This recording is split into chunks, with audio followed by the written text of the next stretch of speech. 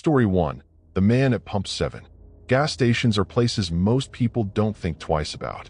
You pull in, fill up your tank, maybe grab a drink, and leave. But for employees working overnight shifts, those brightly lit islands in the middle of nowhere can become some of the loneliest places on Earth.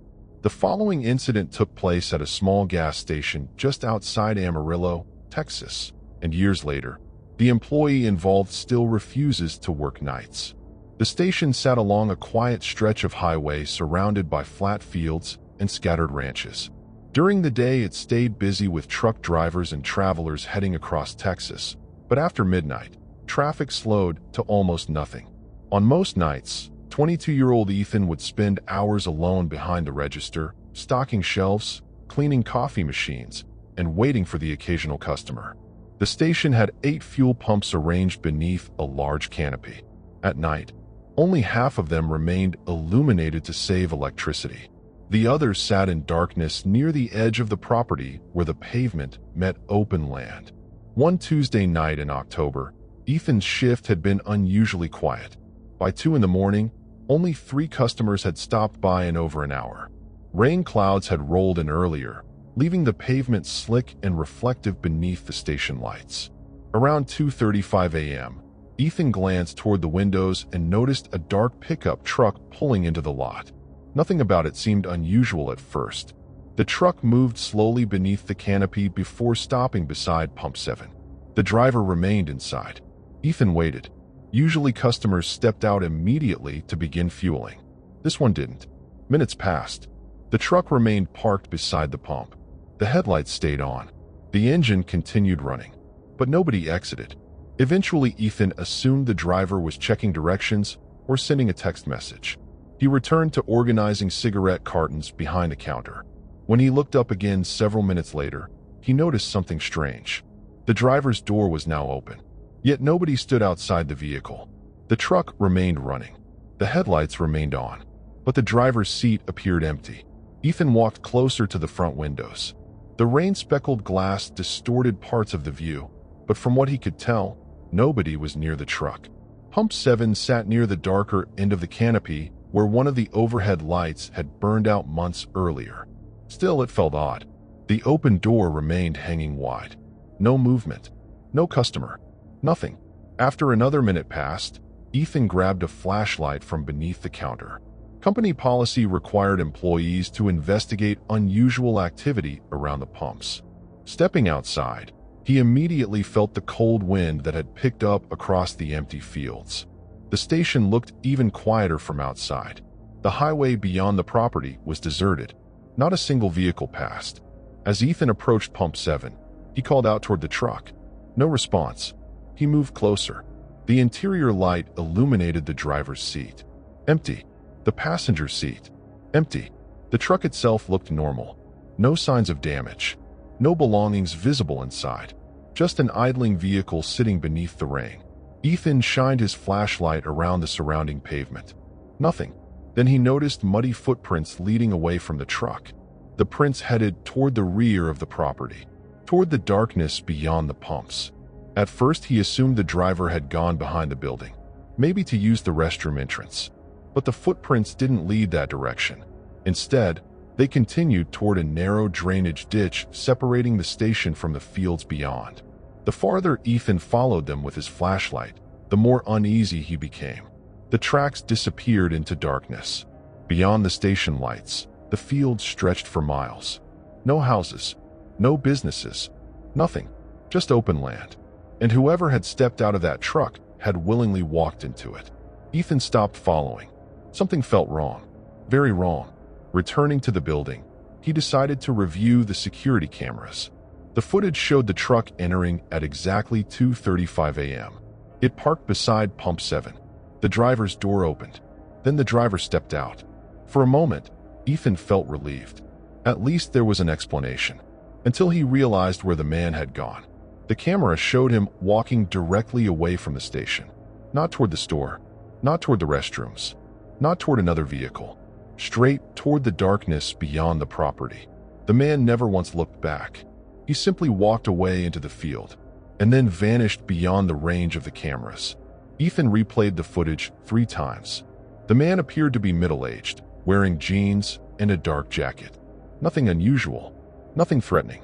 Yet something about the footage unsettled him. The way the man walked. The pace never changed. The posture never shifted. Almost as if he already knew exactly where he was going. Then Ethan noticed something else. The truck's license plate wasn't visible. Not because of the camera quality. Because there wasn't one. The rear plate area was completely empty. Ethan stared at the screen. The truck had arrived without a license plate. No front plate either. Just a blank space where one should have been. As he continued reviewing footage, another detail emerged. The man had never looked toward the store. Not once. Most customers glanced toward the building, the pumps, or the price signs when arriving. This man never did. His eyes remained fixed on the field from the moment he entered the property. And according to the timestamp, the truck had now been sitting outside for nearly 20 minutes. Still running. Still unattended. Then something moved on the monitor. Ethan froze. Because one of the cameras overlooking the field had captured a brief flash of light in the distance. Far beyond the station. A single white light, blinking once, then disappearing. A single white light, blinking once, then disappearing. Ethan leaned closer to the monitor. The field camera covered nearly half a mile beyond the property, but the image quality at night was poor. The light had appeared for less than a second. At first, he assumed it might have been a distant vehicle. Then he checked the highway camera. No traffic. Nothing had passed. The station sat in complete isolation. Yet someone, or something, had flashed a light from deep within the field. A few minutes later, another flash appeared. Same location. Same brief burst of white light. Then darkness. Ethan felt a knot forming in his stomach. The timing seemed deliberate. Like a signal.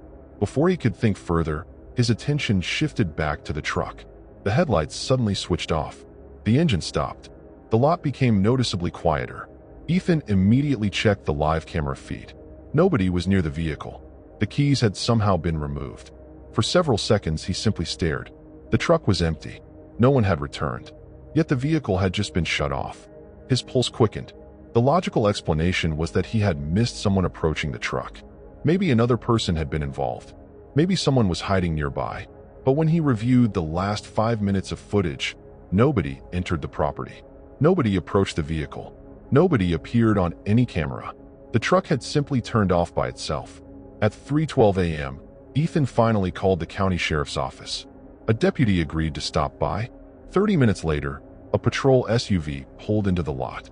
Deputy Ramirez listened carefully while Ethan explained everything. The abandoned truck, the man walking into the field, the flashing light, the vehicle shutting off on its own. Ramirez looked skeptical but agreed that the situation was unusual. Together, they examined the truck. The doors were unlocked. The interior was clean. No wallet, no phone, no paperwork, no registration, nothing identifying the owner. The fuel tank was nearly full. The keys were missing, and there wasn't a single personal item anywhere inside. It looked less like somebody's vehicle and more like a prop placed there intentionally. After documenting the truck, Ramirez decided to inspect the field. The deputy carried a powerful flashlight and radio, while Ethan remained inside the store watching the security feeds.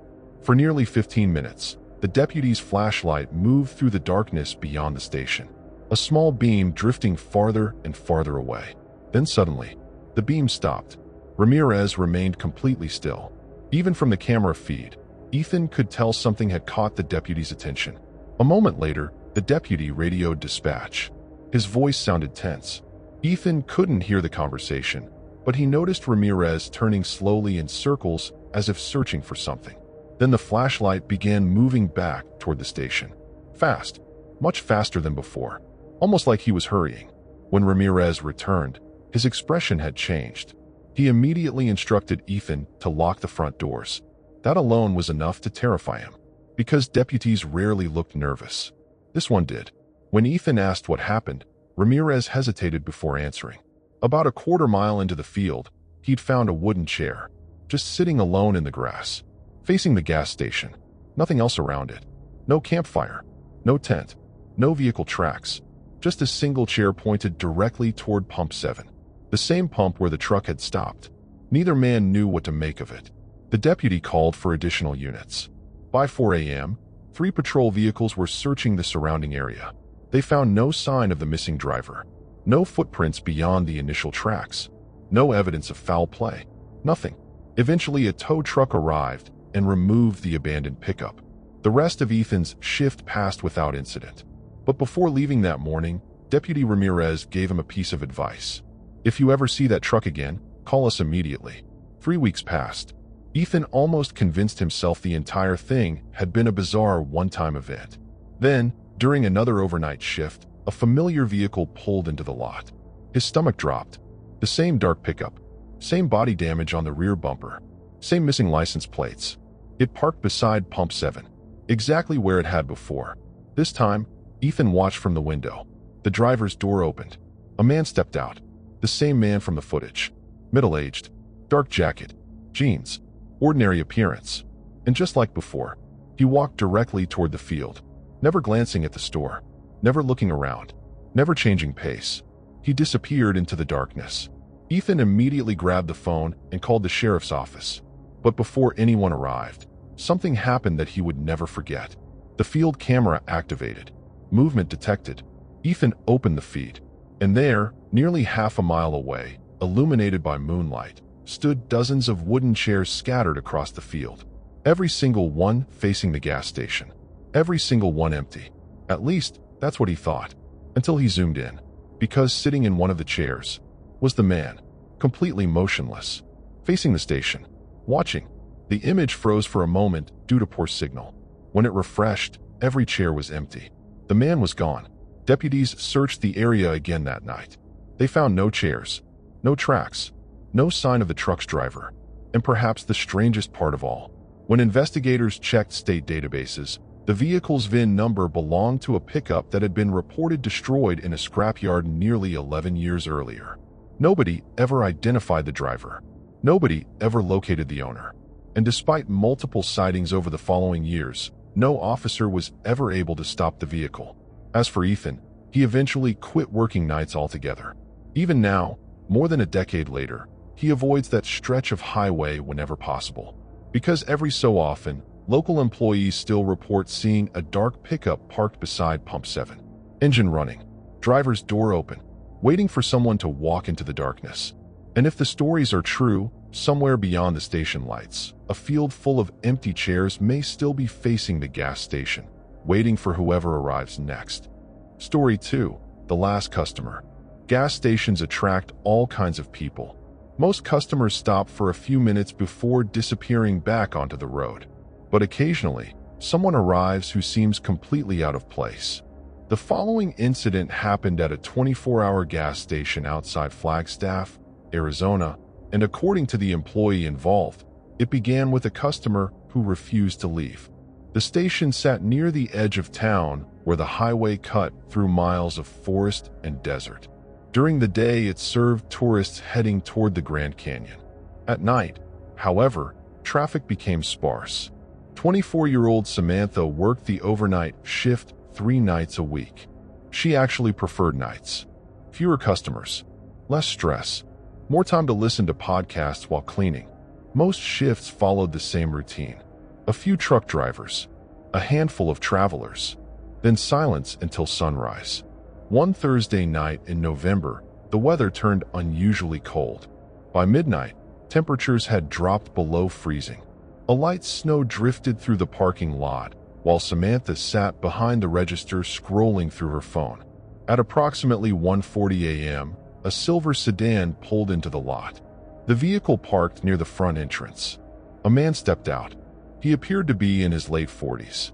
Dark jacket, blue jeans, short beard. Nothing remarkable. He entered the store and purchased a bottle of water. The transaction lasted less than 30 seconds. Then he left. At least, that's what Samantha assumed. A few minutes later, she happened to glance outside. The man was still there, standing beside his car, not pumping gas, not smoking, just standing, facing the highway. At first, she ignored it. People did strange things all the time. But 10 minutes later, he hadn't moved. Neither had the car. Eventually, another customer entered the store. Then another.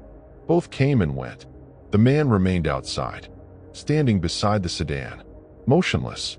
Around 2:15 a.m., Samantha began feeling uncomfortable. She checked the security monitor. The man was still visible. Same position, same posture, not pacing, not using his phone, not even leaning against the vehicle, just standing, watching the highway. Another 20 minutes passed. Still there. The sight started bothering her more than she wanted to admit. Something about his behavior felt wrong. Not threatening, just wrong. Finally, she stepped outside. The cold air immediately hit her face. The man didn't react as she approached. "Excuse me, sir," Samantha called out. No response. She moved closer. "Are you okay?" The man slowly turned his head. His expression looked completely normal. Calm. Polite, even. He apologized and explained that he was waiting for someone. Samantha nodded. That seemed reasonable enough. She returned inside. Problem solved. Or so she thought. By 3 a.m., the man was still standing there. The exact same spot. The same position. The same direction. Watching the highway. A knot formed in Samantha's stomach. She checked the parking lot cameras again. The footage confirmed something she hadn't noticed before. The man had barely moved for over an hour. No pacing. No stretching. No phone calls. Nothing. He simply stood there, almost like he was waiting for a very specific vehicle. At 3:22 a.m., another car entered the station. An older pickup truck. The driver parked near the pumps, filled his tank, then walked inside. As he approached the counter, he looked nervous. Before Samantha could even greet him, he pointed toward the parking lot. How long has that guy been standing there? The question immediately sent a chill through her. When Samantha explained that he'd been waiting for someone, the customer's expression became even more uncomfortable. He glanced back through the window, then lowered his voice. "I've driven past this station twice tonight. The first time was almost 2 hours ago. He was standing there then too." Samantha laughed nervously. The customer didn't. Instead, he paid for his gas and left as quickly as possible. The interaction stayed with her. Because if the customer was telling the truth, then the man had been standing there far longer than she realized, possibly since before her shift had even started. At 3:45 a.m., Samantha reviewed older footage. Her stomach dropped. Because the customer was right. The man had arrived much earlier. Hours earlier. According to the recordings, the silver sedan had entered the lot at 11:57 p.m., nearly 4 hours ago, and from the moment the man exited the vehicle, he had remained in almost exactly the same spot, watching the highway, waiting. The realization made her skin crawl. No normal person stood outside in freezing temperatures for 4 straight hours. Not without moving. Not without sitting down. Not without doing something. Yet the footage showed exactly that. Then Samantha noticed something else. Something she wished she hadn't. Because while reviewing the footage, she realized that every single passing vehicle seemed to catch the man's attention. Not visibly, not obviously, but frame by frame, his head would shift ever so slightly, tracking each vehicle as it passed, like he was searching for a specific car or a specific person. Then, at exactly 4:12 a.m., a black SUV appeared on the highway, and for the first time all night, the man started moving. Slowly, deliberately, he stepped away from the sedan and began walking toward the edge of the property, toward the road, without taking his eyes off the approaching SUV. Samantha felt her pulse quicken, because whatever he had been waiting for, it looked like it had finally arrived. Because whatever he had been waiting for, it looked like it had finally arrived. The black SUV rolled down the highway at a normal speed. Nothing about it seemed unusual. Yet the man immediately stepped away from his sedan and moved toward the edge of the property. Samantha watched through the front windows. The SUV wasn't slowing down. It wasn't signaling. It looked like it intended to continue straight past the station. The man kept walking, never taking his eyes off the vehicle. Then, just as the SUV reached the entrance, it suddenly turned into the gas station. Samantha felt a strange chill, almost as though both people had expected this meeting. The SUV parked beside one of the pumps. Its headlights remained on. The windows were heavily tinted. The driver didn't get out. Neither did the passengers. In fact, nobody moved at all.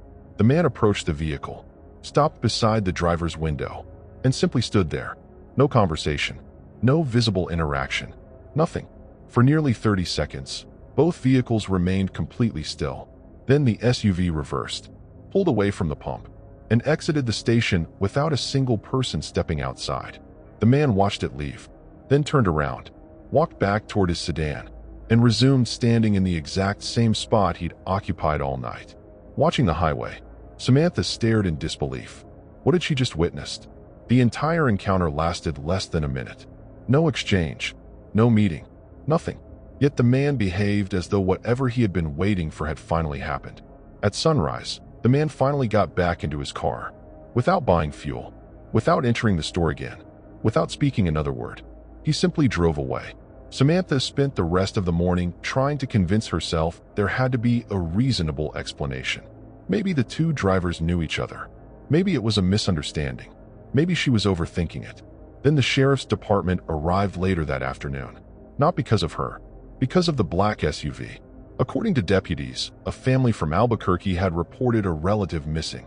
The missing man had been driving a black SUV matching the description seen on the security footage. The vehicle had disappeared sometime during the night.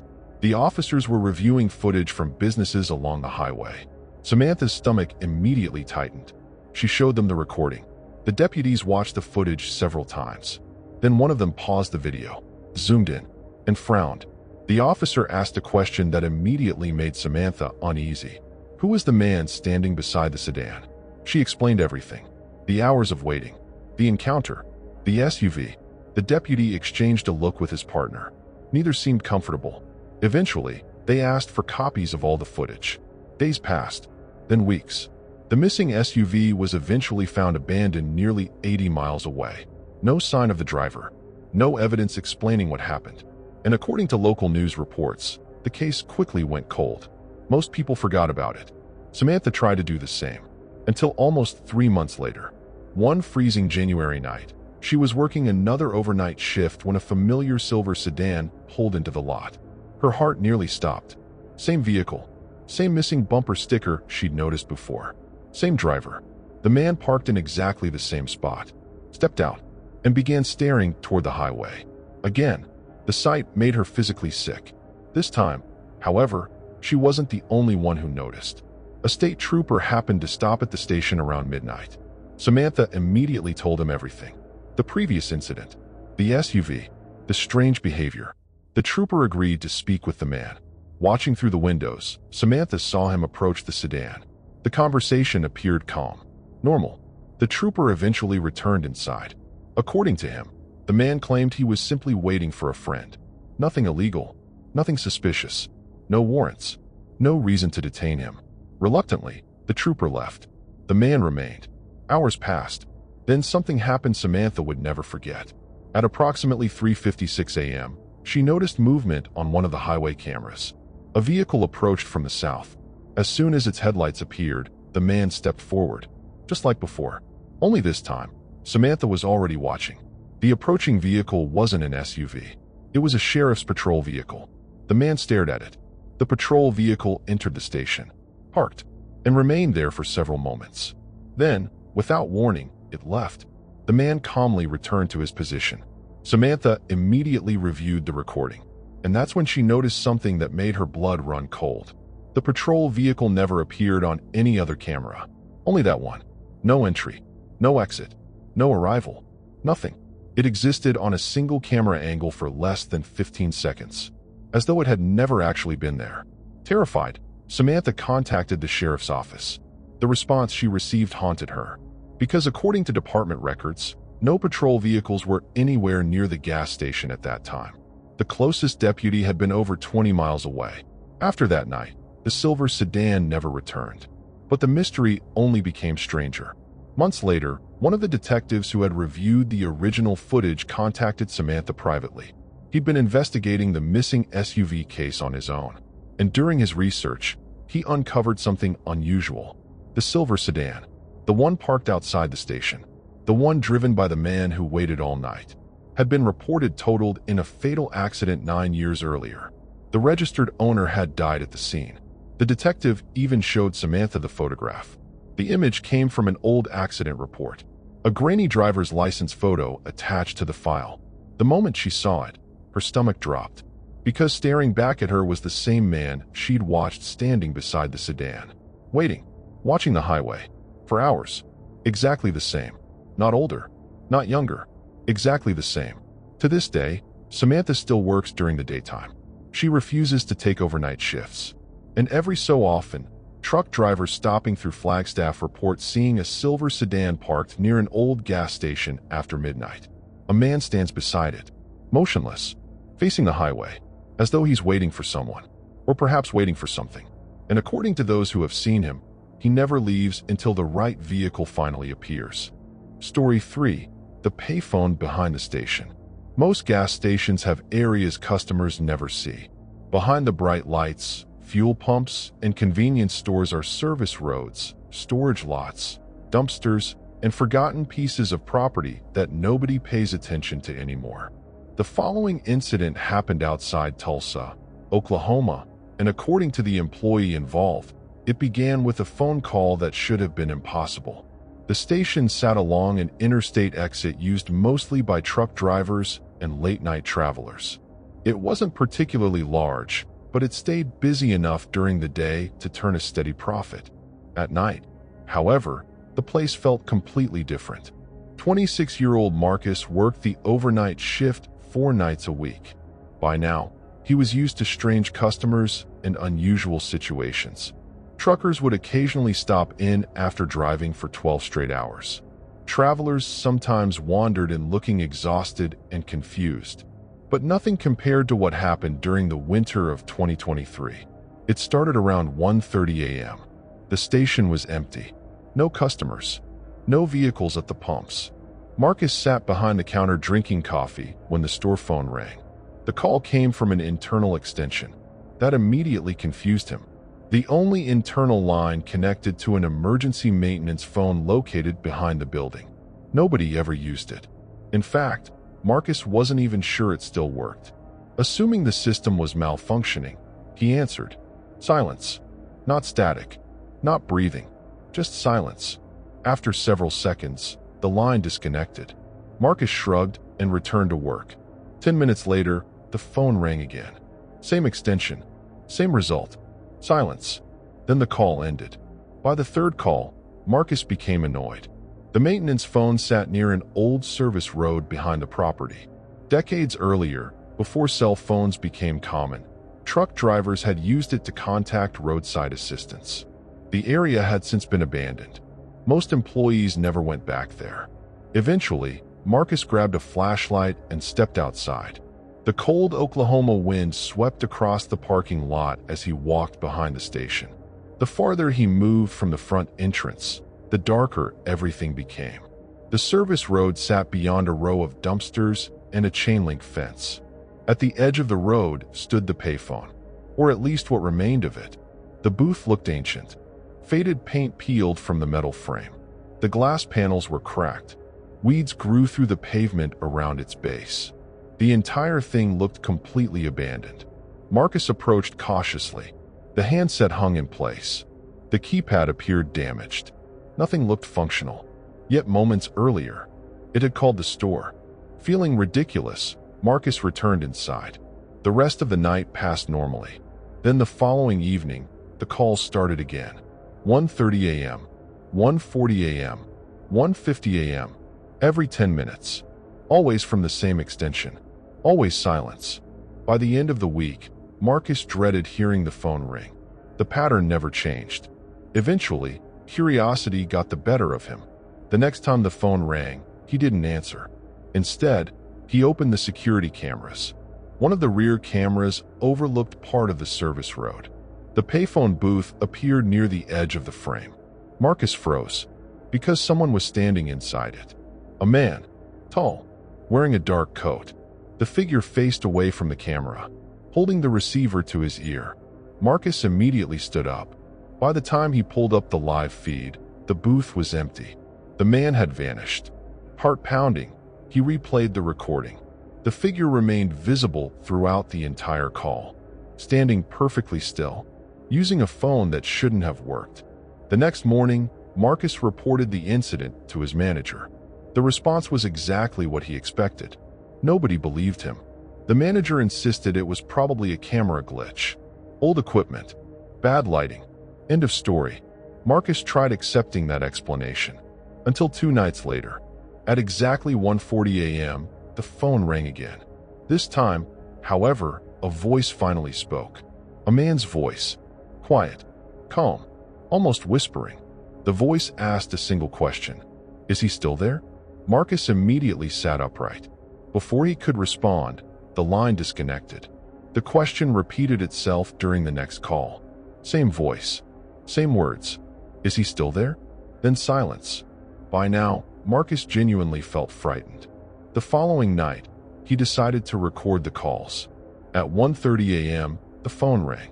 He answered. The voice returned. Only this time, the man sounded nervous, almost desperate. Again, he asked the same question. Is he still there? Marcus finally responded. Who? Several seconds passed. Then the caller spoke again. The man by the road. The line immediately disconnected. Marcus stared at the receiver, then slowly turned toward the rear security cameras. Because beyond the service road, at the edge of the darkness, someone appeared to be standing beside the payphone booth, watching it. Because beyond the service road, at the edge of the darkness, someone appeared to be standing beside the payphone booth, watching it. Marcus felt his stomach tighten. The rear security camera wasn't great.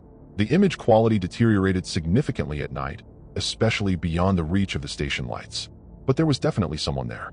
A figure, motionless, standing several yards from the booth, watching. Marcus immediately zoomed in. The picture became grainy and distorted, yet the silhouette remained visible. Tall, thin, wearing what looked like a dark coat. The exact same type of coat worn by the man inside the booth earlier. Before Marcus could process what he was seeing, the figure stepped backward into the darkness and vanished. The phone rang again. Marcus nearly jumped. 1:40 a.m. The same extension. Shaking slightly, he answered. The whispering voice returned. This time it sounded frightened. The caller asked if the man was still there. Marcus immediately looked toward the monitor. The service road appeared empty. Nobody stood near the booth. Nobody stood near the road. When Marcus told the caller the area looked clear, several seconds of silence followed. Then the voice quietly thanked him. The line disconnected. That should have been the end of it. Instead, things became worse. Over the next 2 weeks, the calls continued. Always after 1:30 a.m. Always from the abandoned payphone. And always asking about the man by the road. Gradually, Marcus began asking questions. The caller rarely answered, but occasionally he revealed small details. According to him, he was trapped somewhere. He never explained where.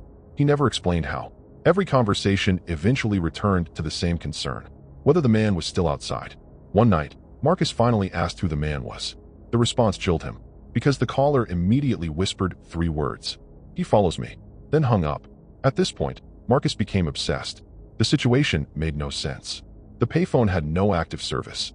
The booth shouldn't have been operational. Yet the calls continued.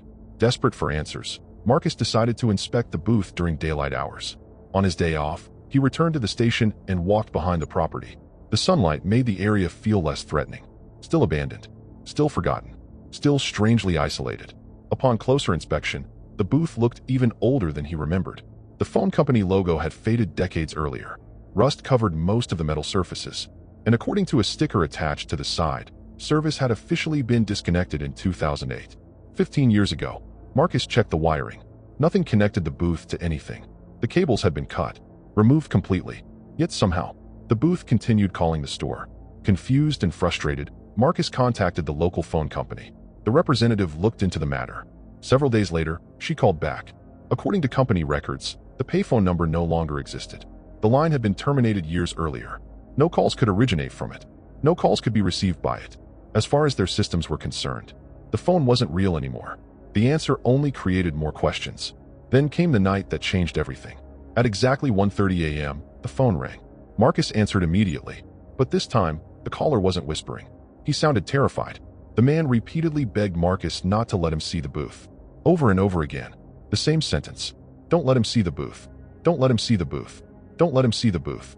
Then suddenly, the caller stopped talking. Marcus could hear breathing. Heavy breathing, as if someone else had entered the booth. The silence lasted nearly 20 seconds. Then another voice spoke. A different voice. Deep, calm, and much closer to the receiver. The voice asked a single question. "Has he been talking to you?" Marcus froze. Every hair on his body stood up. Before he could answer, the line disconnected. The phone never rang again that night. Unable to shake the feeling of dread, Marcus reviewed the security footage and immediately wished he hadn't. Because during the entire phone call, the booth had been empty. No caller, no visitor, no movement, nothing. Yet something truly disturbing appeared elsewhere in the frame. Near the service road, standing perfectly still, was a man in a dark coat, watching the booth. The same figure from before. Only this time, the camera captured him clearly. Marcus stared at the image. His blood turned cold, because the man's face looked familiar. Very familiar. The next morning, he couldn't stop thinking about it. Eventually, he searched old newspaper archives online. The answer appeared after less than 20 minutes. A local article from 1998. The headline described a missing truck driver who had vanished near that exact service road. According to the article, the man had last been seen using the payphone behind the station shortly before disappearing. The attached photograph made Marcus feel sick, because the truck driver wore a dark coat and looked exactly like the figure from the security footage. For weeks, Marcus dug deeper. The more he researched, the stranger the story became. The truck driver had never been found. No body, no vehicle, nothing. The case remained unsolved. Then Marcus discovered another article, and another, all involving different people, different years, different circumstances. Yet every case shared one detail. The missing person had been seen near the payphone shortly before vanishing. The earliest report dated back to 1974. The most recent was only a few years old. Terrified, Marcus eventually quit the overnight shift. He never told management the real reason. Nobody would have believed him anyway. Several months later, the station demolished the old booth during a renovation project. Workers removed the structure completely, poured fresh concrete, and expanded the service road. The payphone disappeared forever, or at least that was the plan. Because 1 year later, a truck driver stopped inside the station around 2 a.m. The man looked pale, shaken. He asked the cashier a strange question. What happened to the phone booth? The cashier explained it had been removed. The truck driver immediately went silent. Then he slowly pulled out his phone. On the screen was a photograph taken less than an hour earlier. The image showed the old payphone booth standing beside the service road, exactly where it had always been. And inside the booth, holding the receiver to his ear, was a man in a dark coat, looking directly toward the camera, as if he'd been waiting for someone to answer. Story 4. The empty pump. Most people feel safer when other customers are around. Even at 2 or 3 in the morning, seeing another car at a gas station can make an isolated place feel less lonely. The following incident happened outside Albuquerque, New Mexico, and according to the truck driver involved, he spent nearly an hour sharing a gas station with someone who may never have been there at all. 34-year-old Tyler Jensen had been driving cross-country for nearly 9 hours when fatigue finally started catching up with him. The highway was almost completely empty. Miles of desert stretched into darkness on both sides of the road. The nearest town sat more than 20 miles away. Around 3:15 a.m., Tyler spotted a gas station ahead. The bright canopy lights felt like a lifeline. He decided to stop for fuel, coffee, and a short break before continuing west. As he pulled into the lot, he noticed another vehicle already there, a dark blue sedan. Nothing unusual. The car sat beside Pump 4. Its headlights were off. No driver was visible. Tyler parked several pumps away and stepped out. The cold desert air hit him immediately. Everything felt quiet. Too quiet. The station itself remained open, but through the front windows he could only see a single employee working behind the counter. No customers. No movement. Just the blue sedan parked beneath the lights. Tyler began fueling his truck. After a few moments, he glanced toward the sedan again. The driver's door was open. He frowned. He could have sworn it had been closed earlier. Assuming he'd simply forgotten, Tyler ignored it. When his tank finished filling, he headed inside. The cashier looked exhausted.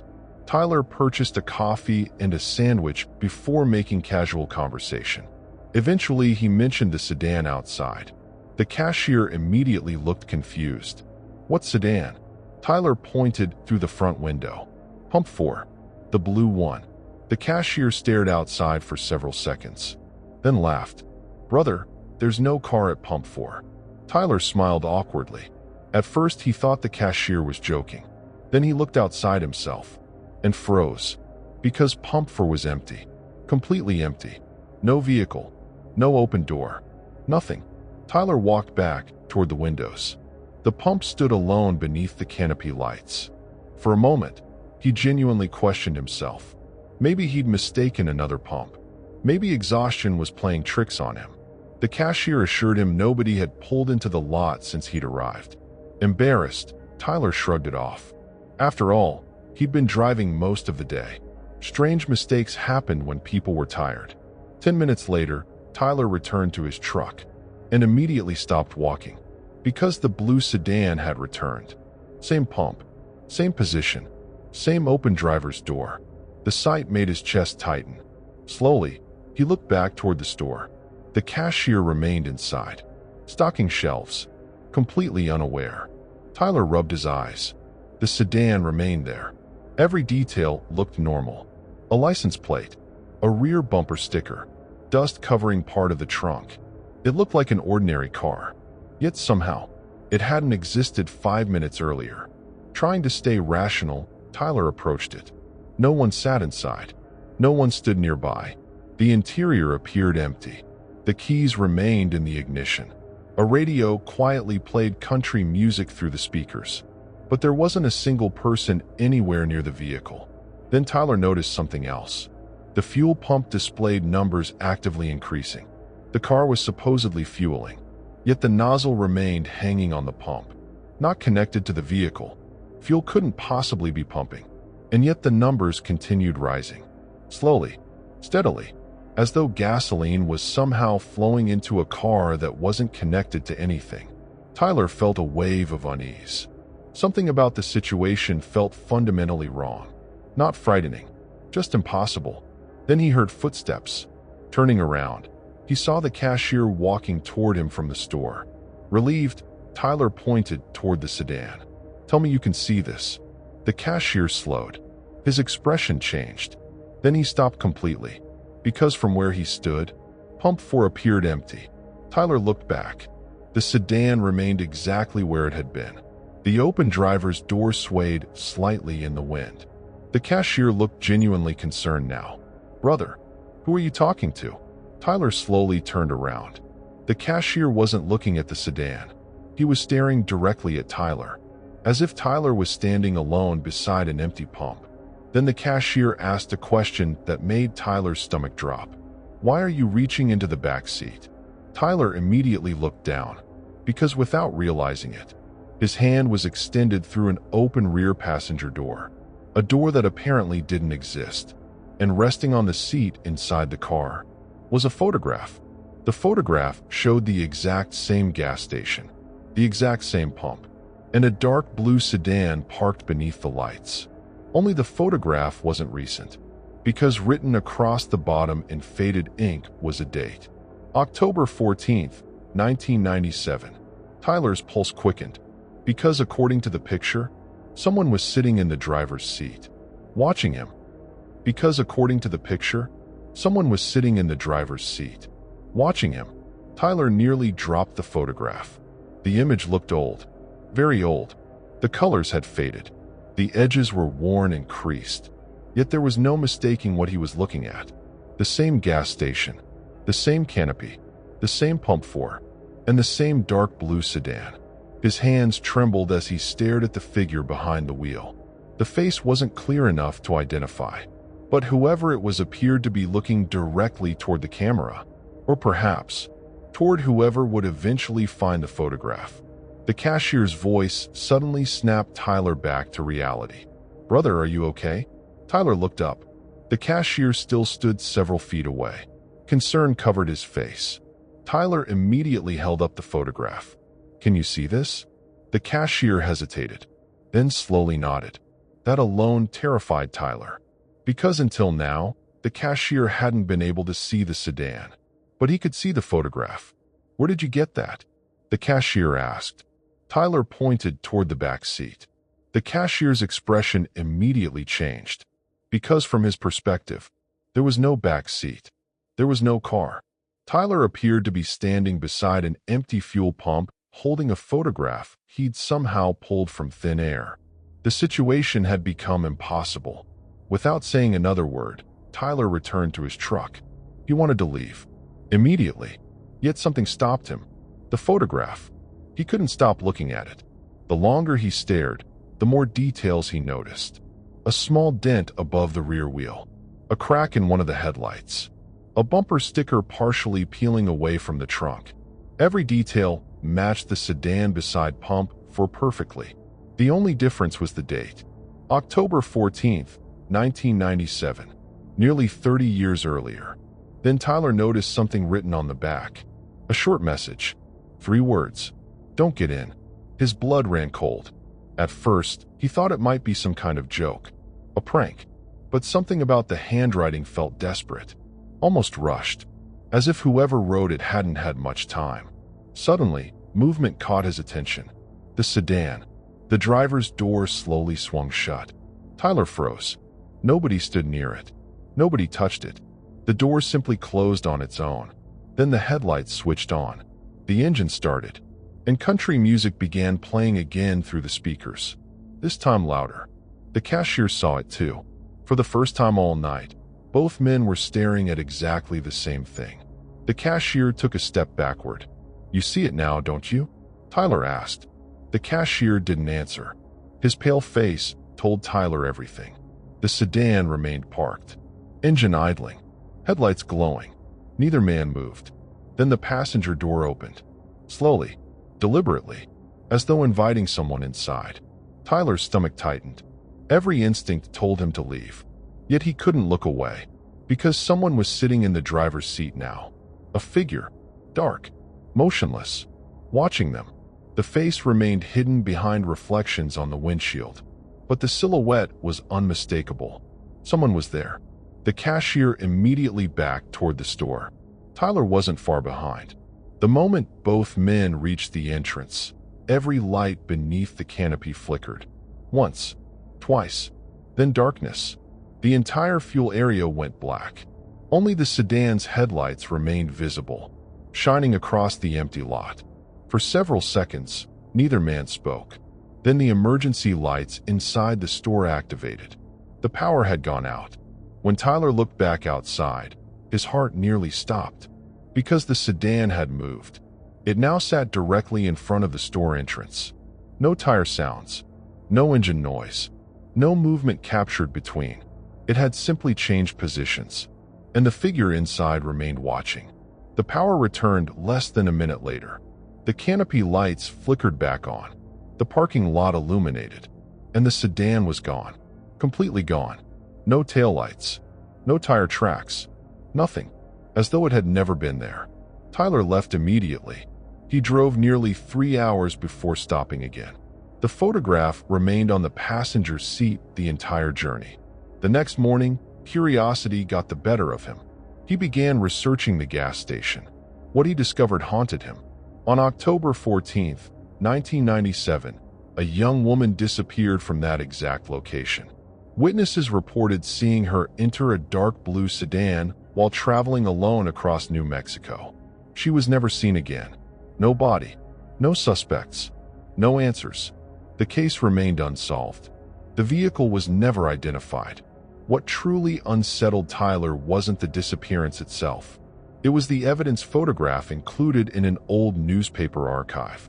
Because the image showed investigators examining the gas station parking lot, and parked beside Pump 4 was the same dark blue sedan, the same dent, the same cracked headlight, the same peeling bumper sticker. Tyler immediately compared it to the photograph he'd taken from the back seat. They matched perfectly. Even the shadows lined up, as though both photographs had been taken on the same night. Weeks later, Tyler contacted the sheriff's office and shared everything. Predictably, nobody believed him. The photograph eventually disappeared from his truck. One morning, it was simply gone.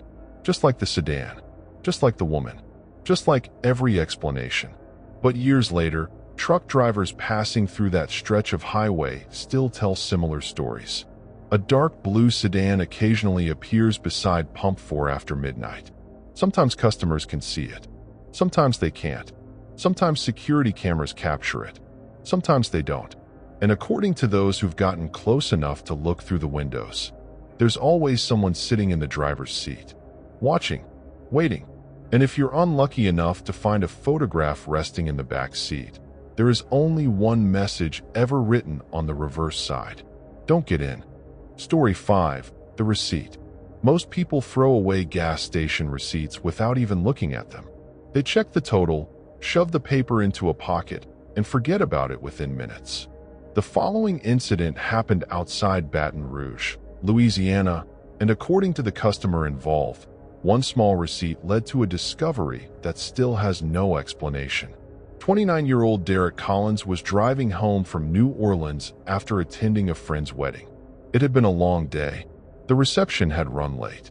By the time Derek reached the interstate, it was already after midnight. Around 2:20 a.m., his fuel light came on. A few miles later, he spotted a 24-hour gas station sitting alone beside the highway. The station looked ordinary. Bright canopy lights, a small convenience store, several pumps. Only 2 other vehicles occupied the lot. A pickup truck near the air machine and a white SUV parked beside the building. Nothing unusual. Derek pulled up to pump 3 and filled his tank. Afterward, he went inside to buy a bottle of water. The cashier appeared tired but friendly. The transaction lasted less than a minute. Derek paid, collected his receipt, returned to his car, and drove away. The entire stop took less than 10 minutes. It should have been completely forgettable. Nearly 30 minutes later, Derek stopped at a red light and happened to glance at the receipt sitting in his cup holder. At first, he thought he'd grabbed somebody else's. The printed information didn't make sense. According to the receipt, the purchase had been made on June 18, 2019. For years earlier. Derek frowned. The total matched his purchase exactly. The pump number matched. Even the last 4 digits of his card were correct. Only the date was wrong. Assuming it was a printer error, he tossed the receipt back into the cup holder. The following morning, he forgot about it entirely. Until later that evening. While cleaning out his car, Derek picked up the receipt again. This time he noticed something else. Printed beneath the transaction details was a short message. Not an advertisement. Not a survey link. A sentence. 6 simple words. Don't leave after 2:30. Derek stared at it. The message looked professionally printed. Same font, same alignment, same ink, as though it had always been part of the receipt. Yet he knew for a fact it hadn't been there the previous night. Curious, he showed it to his roommate. The roommate immediately assumed it was some kind of joke, a prank from the cashier, a strange promotion. Nothing more. Derek agreed, at least initially. Then he flipped the receipt over and found another message, written by hand. The handwriting appeared shaky, rushed, almost desperate. The words sent a chill through him. Please listen this time.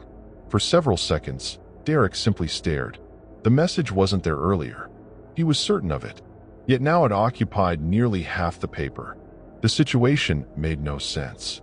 That night, curiosity got the better of him. He drove back to the gas station.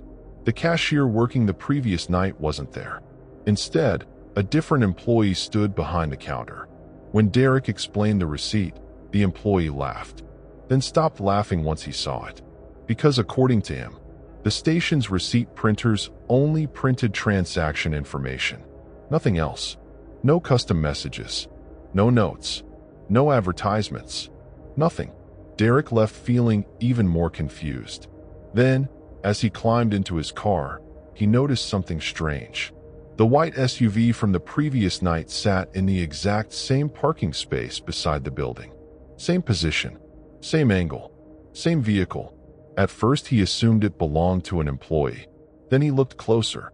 The windshield carried a layer of dust. Not a little dust. Enough to suggest it hadn't moved in weeks. Maybe longer. Uneasy, Derek drove home. The next day he received a phone call. The number belonged to the gas station manager. Apparently, the employee had mentioned the strange receipt. The manager wanted to see it. When Derek arrived that evening, the manager's reaction surprised him. The color drained from the man's face, because he recognized the handwriting. Immediately, according to him, the writing belonged to a former employee named Melissa, a night shift cashier. The problem was, Melissa had disappeared for years earlier. On June 18, 2019, the exact same date printed on the receipt. And according to police reports, she had last been seen working alone at that very gas station, before vanishing without a trace. Derek suddenly felt sick, because he still had the receipt in his pocket. And for the first time since receiving it, he was afraid to look at it again. Later that night, sitting alone in his apartment, Derek finally unfolded the paper.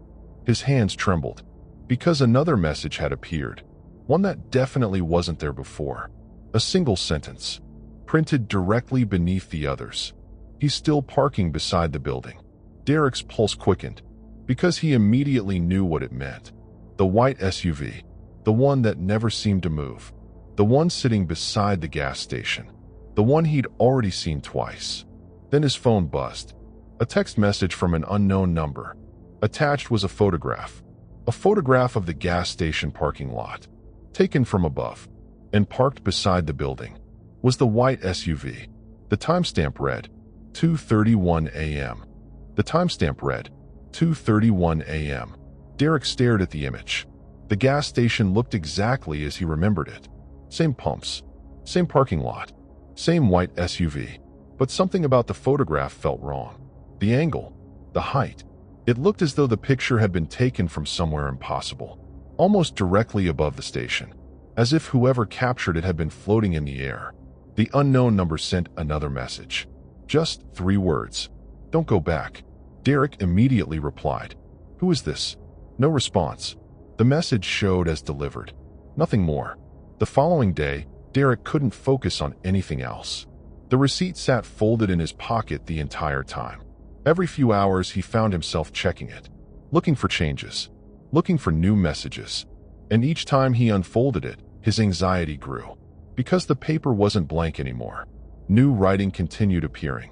Tiny notes, warnings, directions. The messages seemed to arrive one line at a time, almost as if someone was communicating through the receipt itself. By Friday evening, the paper contained 6 separate warnings. Every single one mentioned the white SUV. Every single one mentioned 2:31 a.m. And every single one ended with the same sentence. "Don't let him see you." Derek finally decided he needed answers. Against his better judgment, he returned to the gas station. This time he arrived shortly before 2 a.m. The parking lot looked mostly empty. A few customers came and went. Truck drivers fueled up. Nothing unusual, except for the SUV. It remained parked beside the building, exactly where it had been before, exactly where it appeared in the photograph, exactly where the receipt claimed it would be. The vehicle looked old, a white Chevrolet SUV from the early 2000s. Dust covered the windows. The tires looked partially deflated, and yet somehow, nobody ever towed it. Nobody moved it. Nobody seemed to question why it was there. At 2:28 a.m., Derek parked near the front entrance. The receipt sat unfolded on the passenger seat. His pulse quickened as he watched the clock. 2:29, 2:30, 2:31. The parking lot lights flickered. Every single light beneath the canopy dimmed for less than a second, then returned. At that exact moment, Derek's phone buzzed. Another message from the unknown number. "Look at the SUV." Slowly, Derek turned his head and felt his stomach drop. Because the driver's door now stood open, he was absolutely certain it had been closed moments earlier. The interior remained dark. No movement, no sound, nothing. Then the receipt moved. Derek nearly jumped. The paper slid slightly across the passenger seat, just enough for him to notice. Shaking, he picked it up. A new message had appeared. "Run." For several seconds, Derek sat frozen. Every instinct told him to leave immediately, but curiosity kept him there. Then movement appeared inside the SUV. A silhouette. Someone sitting in the driver's seat. Watching him. The figure hadn't entered the vehicle, hadn't approached from anywhere. One moment the seat was empty. The next moment someone occupied it. Derek's heart pounded. He immediately started the engine. And that's when the figure moved. Slowly, deliberately. The person inside the SUV turned their head, facing him. Even from across the parking lot, Derek could tell something was horribly wrong. Because the figure's face looked familiar. Very familiar. The realization hit him all at once. The face belonged to him. Not exactly. Older, paler, more exhausted, but unmistakably him. Derek slammed the car into reverse. The moment he did, the gas station lights failed completely. Darkness swallowed the lot. Only the SUV remained visible. Its headlights suddenly switched on. For one terrifying second, the older version of himself sat illuminated behind the wheel. Then everything went black. Derek drove away. Fast. He never looked back. By the time he reached the highway, his phone had died despite showing a full battery only minutes earlier. The receipt sat silently on the passenger seat. No new messages. No new writing. Nothing. The next morning, Derek contacted the station manager again. What he learned haunted him, because after reviewing old records, the manager discovered something unusual. The white SUV didn't belong to anyone, at least not anymore. It had belonged to a customer involved in a missing persons case from June 18, 2019. The same date printed on the receipt. The owner had vanished. Never found. No body. No answers. And according to surveillance footage from that night, the SUV had been parked beside the building at exactly 2:31 a.m. The same time appearing in every warning. The same time appearing in every photograph. The same time Derek had seen the figure. Weeks later, the station finally arranged for the vehicle to be removed. Tow truck operators arrived before sunrise. The manager personally supervised the process. But when they opened the driver's door, the SUV was empty. No keys. No belongings. No evidence anyone had been inside for years. Only a single receipt resting on the driver's seat. A receipt dated June 18, 2019. And written across the back in shaky handwriting were 6 simple words. I tried to warn him too. Derek never returned to that gas station. He still has no explanation for the messages. No explanation for the photographs. And certainly no explanation for the man he saw sitting inside the SUV. But every now and then, usually late at night, he receives a text from an unknown number. No message. No words. Just a photograph. Every image shows the same gas station, the same parking lot, the same white SUV, and in every single picture, the vehicle appears slightly closer than before. Gas stations are places most people don't think twice about. You pull in, fill up your tank, maybe grab a drink, and leave. But for employees working overnight shifts and travelers crossing lonely highways, those brightly lit stations can become some of the most unsettling places on Earth. If these stories turned your blood cold, make sure to hit that subscribe button, turn on notifications, and leave a comment with your own unexplainable experiences. Sleep well tonight, if you can.